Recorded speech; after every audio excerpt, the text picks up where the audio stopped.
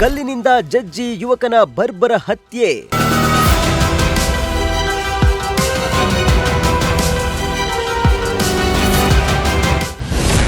ಬೆಳ್ಳಂಬೆಳಿಗ್ಗೆ ಶವ ಕಂಡು ಬೆಚ್ಚಿ ಬಿದ್ದ ಜನರು.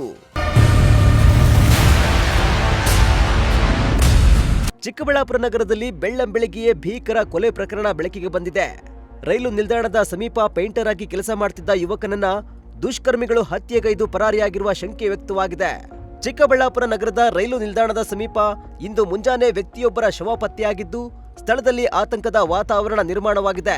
ಮೃತನನ್ನ ಚಿಕ್ಕಬಳ್ಳಾಪುರದ ಗಂಗಮ್ಮ ಗುಡಿ ನಿವಾಸಿ ಇಸ್ಮಾಯಿಲ್ ಎಂದು ಗುರುತಿಸಲಾಗಿದೆ.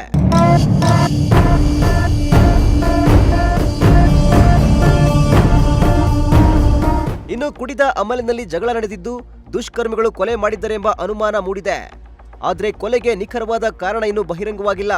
ರಾತ್ರಿ ವೇಳೆ ಹತ್ಯೆ ನಡೆಸಿ ಆರೋಪಿಗಳು ಸ್ಥಳದಿಂದ ಪರಾರಿಯಾಗಿರುವ ಸಾಧ್ಯತೆ ಇದೆ. ಸ್ಥಳಕ್ಕೆ ಡಿವೈಎಸ್ಪಿ ಹಾಗೂ ಚಿಕ್ಕಬಳ್ಳಾಪುರ ನಗರ ಠಾಣೆ ಪೊಲೀಸರು ಭೇಟಿ ನೀಡಿ ಪರಿಶೀಲನೆ ನಡೆಸಿದ್ರು. ಸದ್ಯ ಮೃತದೇಹವನ್ನ ಮರಣೋತ್ತರ ಪರೀಕ್ಷೆಗೆ ರವಾನಿಸಲಾಗಿದ್ದು, ಪ್ರಕರಣ ದಾಖಲಿಸಿಕೊಂಡಿರುವ ಪೊಲೀಸರು ಆರೋಪಿಗಳ ಪತ್ತೆಗೆ ಬಲೆ ಬೀಸಿದ್ದಾರೆ.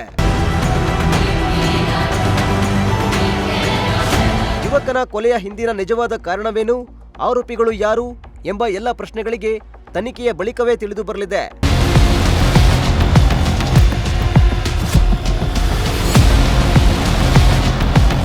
ಮೋಹನ್ ಕುಮಾರ್, ಪ್ರಜಾಶಕ್ತಿ ಟಿವಿ, ಚಿಕ್ಕಬಳ್ಳಾಪುರ.